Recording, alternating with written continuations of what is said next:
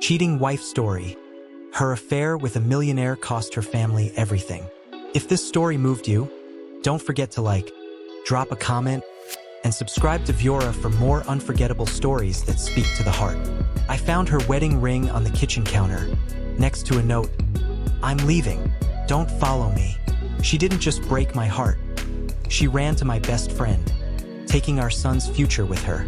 My name's Daniel Carter, a 36-year-old entrepreneur in Denver, Colorado, who thought love and hustle could build a perfect life. My wife, Rachel, was my spark. Vibrant, sharp, the woman who'd laugh at my bad coffee and push me to chase my dreams. We met at a downtown cafe, her spilling latte on my sketchbook, and 15 months later, we were married, vowing to conquer the world together. Our son, Ethan, now 8, was our anchor. His curious eyes and endless questions about my startup kept me going. I poured everything into my tech company, a logistics app that was inching toward $1 million valuation. Rachel was my cheerleader, or so I thought. This cheating wife story isn't just about betrayal. It's about losing the person you built your life for to someone you trusted. Life wasn't easy. The startup game is brutal. Late nights, investor rejections, and a bank account that bled faster than it grew. Rachel stood by me at first, managing our finances, planning Ethan's school fund, even hosting dinners for my team. We had a cozy 3-bedroom house, a decent savings account, and dreams of a big payoff. But cracks formed. Rachel grew restless, her smiles forced. "When's it going to happen, Dan?" she'd ask, eyeing our modest car, our overdue bills. "I'm tired of waiting."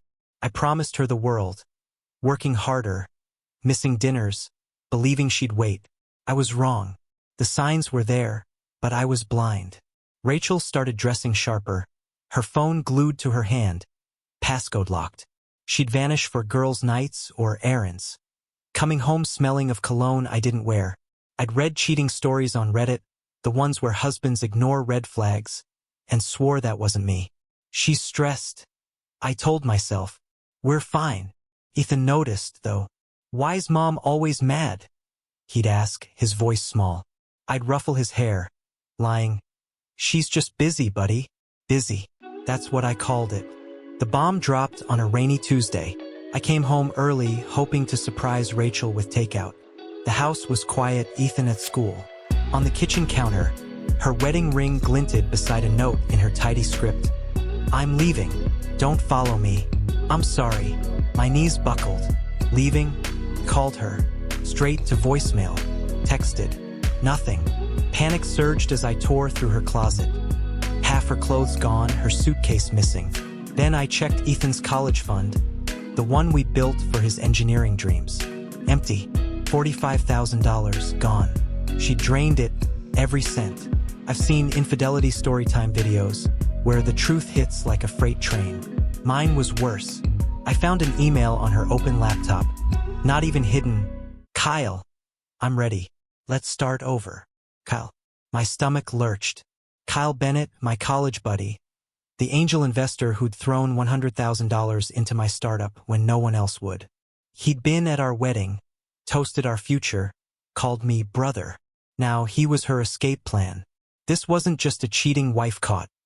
It was a wife affair exposed, with my best friend as the thief. I called Kyle. He answered, his voice smug. "Dan, she's with me. She deserves better than your pipe dreams." Better? I'd built my life for her. For Ethan. "Where's the money?" I demanded. He laughed. "It's ours now. Move on." The line went dead. I sank to the floor, the rain outside drowning out my thoughts. Rachel hadn't just left. She'd stolen our son's future and run to the man who'd funded mine. I picked Ethan up from school, my face a mask. "Where's Mom?" he asked, clutching his backpack. Couldn't lie, not to him. "She's gone, buddy. I don't know why." His eyes, so like Rachel's, searched mine. "Is it my fault?" The question broke me. "No," I said, pulling him close. "Never." But inside, I was screaming. This cheating wife story wasn't just mine. It was Ethan's, too, and I'd failed to shield him. The next day, I went to my office, a small loft shared with my team. My coder, Sarah, saw my face and pulled me aside. Dan, what's wrong? I told her, Rachel, Kyle, the money. Her eyes softened. Sarah, 32, was quiet, steady. A single mom who'd lost her husband to cancer. She didn't judge, just listened. You're not alone, she said, handing me coffee. We'll get through this. It was the first warmth I'd felt in days. Sarah became my lifeline. Not romantically, she was clear about that, but as a friend who'd survived her own pain. She stayed late, debugging code, bringing Ethan snacks, even loaning me $5,000 to cover bills when my accounts dipped. I noticed her strength, her kindness, the way she laughed at Ethan's robot drawings. I felt something stir, but she kept me at arm's length. You're hurting, Dan. Focus on you, she'd say. Stung, but she was right. This wasn't about love. It was about survival. Then a twist. My sister, Lily, called. Dan, I saw Rachel's car at Kyle's condo. She looked off. I drove to Kyle's high-rise, not to confront, just to see. There she was, stepping out of his Porsche, her face pale, a bruise on her arm. My heart twisted. Was she in trouble? I wanted to run to her, but I stopped. She'd chosen this, chosen him. Still, the bruise haunted me. Was this cheating wife story more than betrayal? Was Rachel a victim, too? I didn't call her. Instead, I threw myself into work. The app was gaining traction, 2 new clients, a pitch to a major retailer. Sarah's coding and Ethan's bedtime pep talks. You're gonna crush it, Dad, kept me going. But Rachel's shadow lingered. I found a photo in Ethan's room. Us at a carnival, her laughing, him on her shoulders. I wanted to burn it, but I couldn't. Not yet. The Denver skyline glittered through my office window, but all I saw was Rachel's bruised arm, a ghost of the woman I'd loved, stepping out of Kyle's Porsche. Weeks had passed since she'd left me, taking Ethan's college fund and my best friend with her. This cheating wife story should have been buried in divorce papers by now, but it wasn't. My startup was finally breathing, new clients, a $500,000 deal on the horizon, but my heart was stuck, torn between rage, guilt, and the nagging question. Was Rachel suffering as much as she'd made me suffer? I threw myself into work, coding late with Sarah, who'd become my rock. She'd bring Ethan pizza when I forgot dinner, her quiet strength pulling me through. You're doing better than you think, Dan, she'd say, her eyes warm but firm, keeping our friendship clear. I respected it, but it didn't stop the ache when she left, her laughter fading down the hall. Ethan, meanwhile, was quieter, his questions about Rachel replaced by sketches of robots and apps. Can I help with your company, Dad? He'd ask, his voice hopeful. I'd nod, hiding my fear. He was 8, too young to carry my burdens. The college fund was gone, but I'd started a new one, scraping every spare dollar from my paychecks. Sarah chipped in $1,000, no questions asked. For Ethan, she said, brushing off my thanks. I was grateful, but it burned. Rachel had taken what we'd built for our son, and I was begging for scraps to rebuild. I checked her social media, a habit I couldn't break. Her posts were gone, her profile private. Kyle's, though, was public, photos of yachts, penthouses, no Rachel. Where was she? The bruise haunted me, a crack in my anger. Then a twist. My lawyer, Jenna, called. Rachel filed for divorce. She's claiming half your company. Half? My startup, the one I'd bled for while she ran to Kyle? I laughed, bitter. She's with a millionaire. Why my scraps? Jenna's voice was grim. Kyle's not what he seems. His company's tanking, lawsuits, bad investments. Rachel might be desperate. Desperate. The word landed heavy. Was she running from Kyle or using me as a fallback? This wasn't just a cheating wife story. It was a game, and I didn't know the rules. I dug deeper, something I hadn't done since she left. A friend in finance owed me a favor and pulled Kyle's records. His wealth was smoke, debts piling up, assets frozen. Rachel hadn't traded up. She jumped into a sinking ship. Part of me wanted to gloat. This was the wife affair exposed she deserved, but the bruise on her arm stopped me. Had Kyle hurt her? I hated that I cared, but I did. That night I told Sarah. We were in the office, Ethan asleep on a couch with his sketchbook. "She's coming for your company?" Sarah asked, her voice sharp. "After everything?" I nodded, staring at the rain streaking the window. "I don't know what she wants. Maybe she's scared." Sarah's eyes softened, but her words were steel. "Don't let her play you, Dan. You're stronger than that. Stronger." I didn't feel it, but her belief kept me upright. Here's where it gets messy. Rachel texted me at 2 a.m. "Dan, I'm sorry. I need to talk. Please." My heart raced, the old love clawing at me. I didn't reply, but I couldn't sleep, picturing her bruised, alone. Ethan stirred, mumbling in his sleep, and I swore I'd protect him, no matter what. The next day, I met Jenna. "Don't engage," she warned. "She's fishing. We'll counter her claim. Your company's yours." I nodded, but doubt gnawed. Was I fighting for justice or punishing her pain? Then, another twist. Lily, my sister, showed up with news. I ran into Rachel's friend, Tara, at the mall. Rachel's living in Kyle's guest house, but it's bad. Tara says he's controlling, maybe worse. Worse. The bruise flashed in my mind. I wanted to confront Kyle, to drag Rachel out, but Lily stopped me. "She chose him, Dan. Let her deal." Deal? This wasn't just a cheating stories post. It was my wife, maybe in danger. I called Tara, who hesitated but spilled. "She's not herself, Dan. Kyle's got her on a leash, phones, money, everything. She cries all the time. Cries." My resolve cracked, but not enough to run to her. I focused on Ethan, taking him to a robotics camp he loved. He built a tiny drone, grinning for the first time in weeks. "This is for you, Dad," he said, flying it over the park. I hugged him, but my mind was on Rachel. Was I wrong to ignore her text? Sarah saw my distraction at work. "You're thinking about her," she said. Not accusing, just knowing. I nodded. "I don't love her anymore. But if she's hurt..." Sarah touched my arm, her voice soft. "You can't save someone who doesn't want it. Focus on Ethan. On you." She was right, but it didn't ease the knot in my chest. The next week, Rachel showed up at my office, unannounced. She looked thinner, her eyes hollow, a scarf hiding what I guessed were more bruises. "Dan," she whispered. "I was wrong. He's not good. Help me." My heart lurched, but I stayed still, Sarah's words echoing.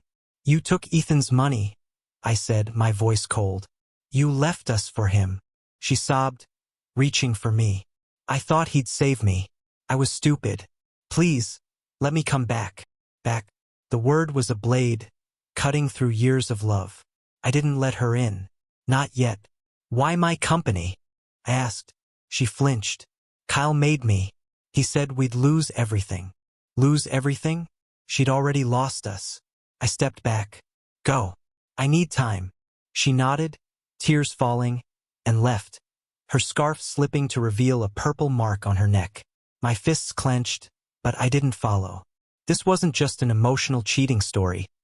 It was a test, and I wasn't sure I'd pass. Jenna pushed the divorce forward, freezing Rachel's claim. My app landed the retailer deal, boosting our valuation to $1.2 million. Ethan started smiling more, his drones filling the house with buzzing hope, but Rachel's plea lingered. I found a letter she'd slipped under my door. "I'm leaving Kyle. I'll prove I've changed. For you, for Ethan." Prove? After a wife betrayal confession like hers? I tucked it away, unsure. Then, a call from Tara. "Rachel's in the hospital. Kyle, he hurt her bad." My blood ran cold. I drove to the ER, not knowing why, just needing to see. She was there, bandaged, broken, her eyes meeting mine with shame. "I'm sorry, Dan," she whispered. I didn't speak, just stood there, the rain outside washing away what was left of us. Was she a victim, or still playing me? This cheating wife story wasn't over, and I was drowning in it. The hospital's fluorescent lights buzzed overhead as I stood by Rachel's bed. Her bandaged wrist and hollow eyes a stark contrast to the vibrant woman I'd married. She'd whispered, "I'm sorry, Dan," but the words felt like echoes of a life we'd lost. Months had passed since she drained Ethan's college fund and fled with Kyle, my former best friend, only to end up here, broken by the man she'd chosen over us. This cheating wife story wasn't supposed to end in a sterile hour, but here we were, the rain outside relentless, washing away the last threads of who we'd been. I didn't speak, just left, my heart a tangle of pity and resolve. Rachel had made her bed. I had to protect Ethan and myself. Back home, Ethan was asleep, his latest drone, a sleek model he'd built at camp, resting on his desk. I watched him, his small chest rising and falling, and swore I'd never let Rachel's chaos touch him again. My startup was thriving, the $1.2 million valuation a lifeline, but Ethan was my real anchor. Sarah's quiet support, her late-night coding sessions, her snacks for Ethan, had kept us afloat, but she'd drawn a line. Friendship, nothing more. I respected it, though it stung, a reminder that this cheating wife story had cost me more than a marriage. It had reshaped my heart. Jenna, my lawyer, called the next morning. Rachel's out of the hospital. She's pressing for mediation. Wants to drop her claim on your company if you'll talk. Talk? After she'd stolen Ethan's future and run to Kyle? I laughed, sharp and hollow. She's in no position to bargain. Jenna agreed but warned. She's got a restraining order against Kyle. Claims he's dangerous. Be careful, Dan. Dangerous. The bruise on Rachel's neck flashed in my mind, and I hated the part of me that cared. Was she playing me? Or was this true cheating story more twisted than I'd thought? I checked Kyle's social media, expecting his usual flaunts of wealth. His accounts were dark, posts deleted. A quick call to my finance friend confirmed it. Kyle's company was bankrupt, his assets seized, creditors circling. Rachel hadn't just picked a loser. She'd tied herself to a sinking empire. I should have felt vindicated. This was the wife affair exposed she'd earned. But the hospital image lingered. Had Kyle's control turned violent? Or was Rachel spinning another lie? Sarah noticed my distraction at work. We were prepping for a pitch to a national chain, the kind of deal that could push my app to 8 figures. You're thinking about her, she said, handing me a coffee. I nodded, staring at the rain-slicked window. She's in trouble, Sarah. I don't love her. But what if she's not lying? Sarah's jaw tightened. You're not her savior, Dan. She made choices. Focus on Ethan, on this. She gestured to the pitch deck, her voice steady. You're building something real. Don't let her take that, too. Her words grounded me, but the doubt remained. Then, a twist. Rachel showed up at Ethan's school, waiting by the gate when I picked him up. Ethan froze, clutching his backpack. Mom, he whispered, his voice small. Rachel knelt, tears streaming.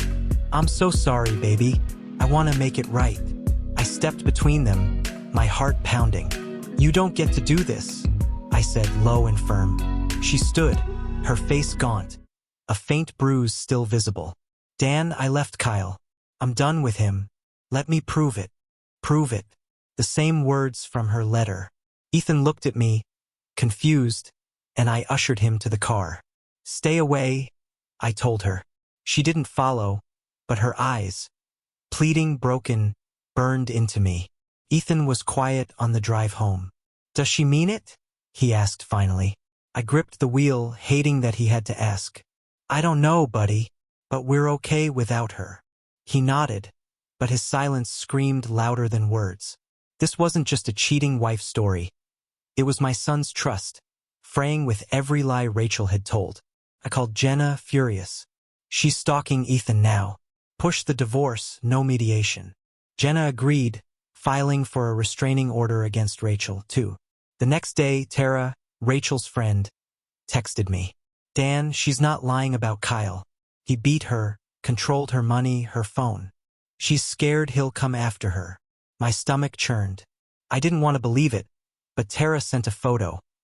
Rachel's arm, mottled with old bruises, taken before the hospital. I sat there, staring at the screen, my anger cracking. Was this an emotional cheating story gone wrong, or a calculated play?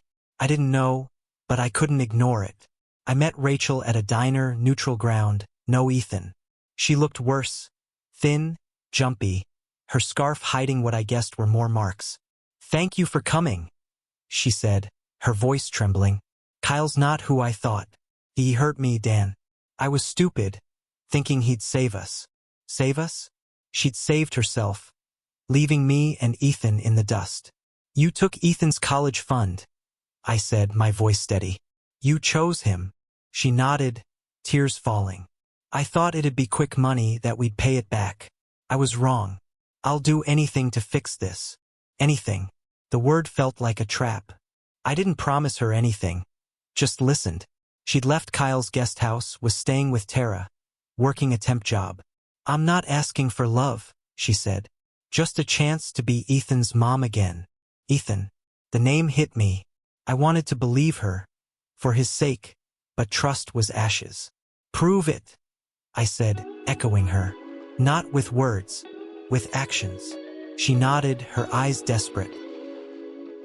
I left, the diner's neon sign flickering in the rain, my heart a war zone. Here's the next twist. Kyle called me, his voice slurred, desperate. "Dan, you win.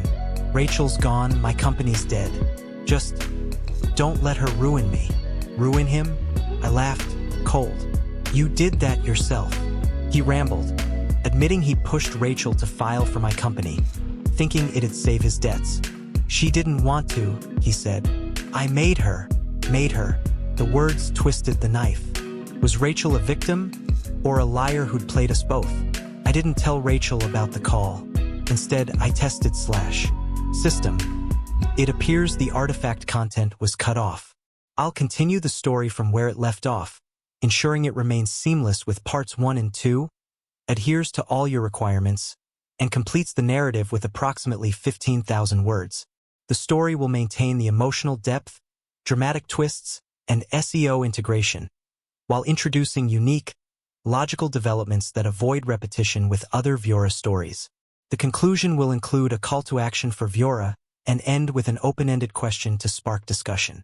Her watching her actions like a hawk. She sent Ethan a letter, handwritten. No promises of return, just memories of his favorite bedtime stories and an apology. "I failed you, but I'll always love you." Ethan read it silently, then tucked it in his drawer. "Do you want to see her?" I asked. He shook his head, his voice small. "Not yet." Yet. The word hung between us, a flicker of hope I wasn't sure I wanted to nurture. This cheating wife story wasn't just about Rachel's betrayal anymore. It was about Ethan's heart and whether it could ever trust again. I threw myself into the pitch for the national chain. Sarah and I worked until dawn, her steady presence a lifeline. We landed the deal, $2 million upfront, a stake that pushed my company's valuation to $10 million. Ethan cheered when I told him, his drone buzzing around the living room. "You're a superhero, Dad," he said, hugging me. I laughed, but my eyes stung. Superhero? I was just a man trying to rebuild what Rachel had shattered. Sarah smiled, proud but distant.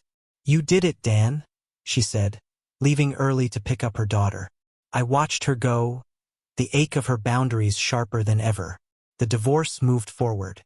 Jenna crushed Rachel's claim, proving the company was mine, built before her betrayal.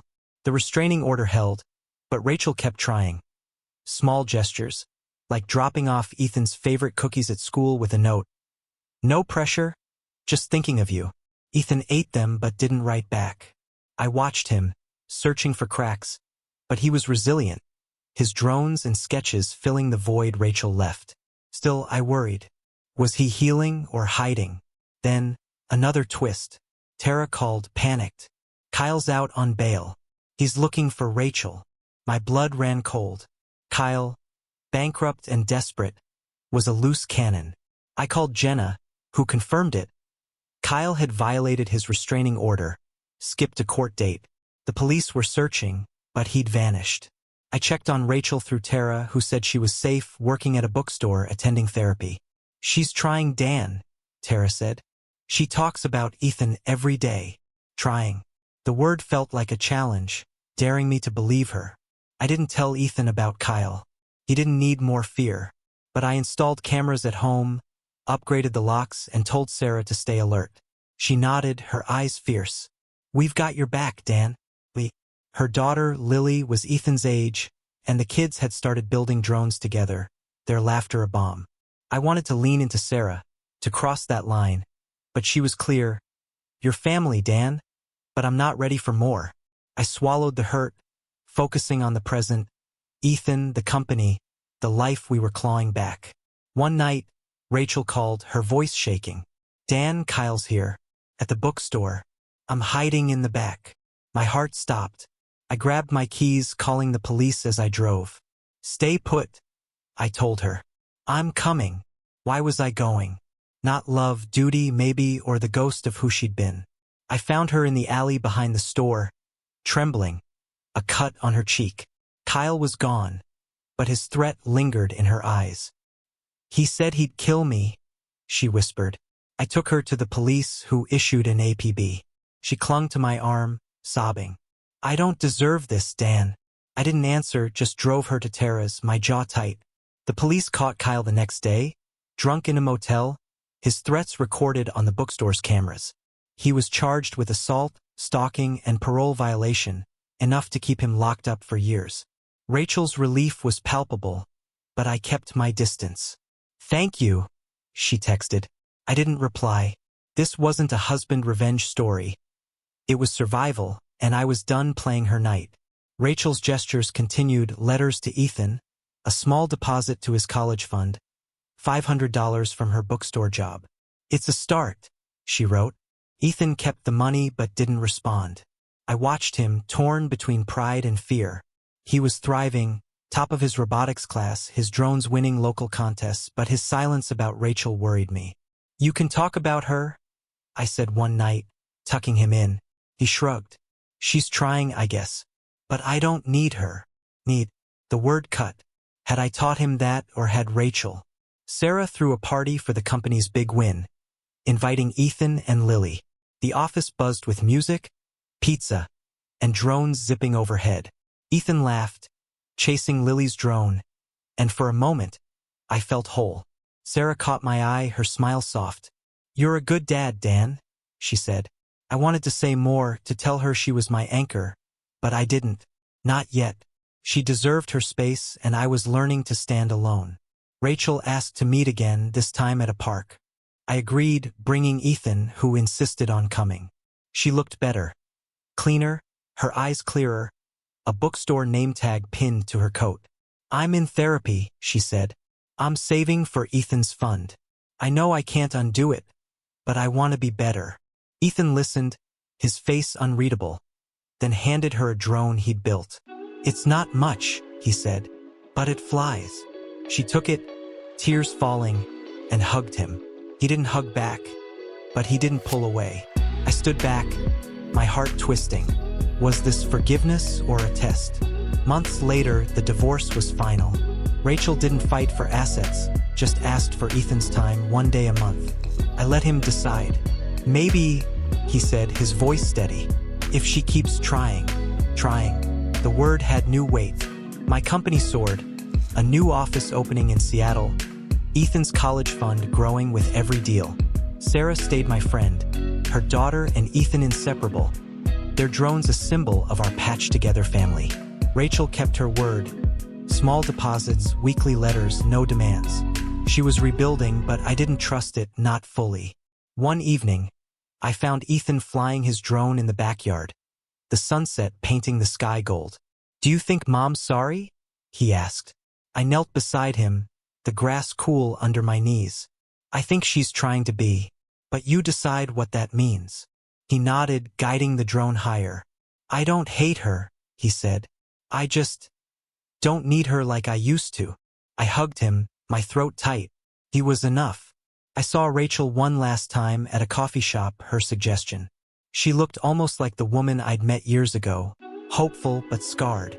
I'm not asking for us, she said. Just for Ethan, and to know you're okay. Okay. I was more than okay, stronger, wiser, free. You made your choice, I said, my voice calm. I made mine. I left, the bell above the door chiming. A final note in our story. This cheating wife story didn't end with revenge or reconciliation. It ended with a man who learned to let go. a boy who learned to choose, and a woman who'd always chase what she'd lost. You don't have to hold on to pain to prove it was real, Sarah told me once. She was right. Would you give her a second chance or walk away for good? Hit like, drop a comment, and subscribe to Viora for more stories that make you feel everything. Let's talk below. What's your take?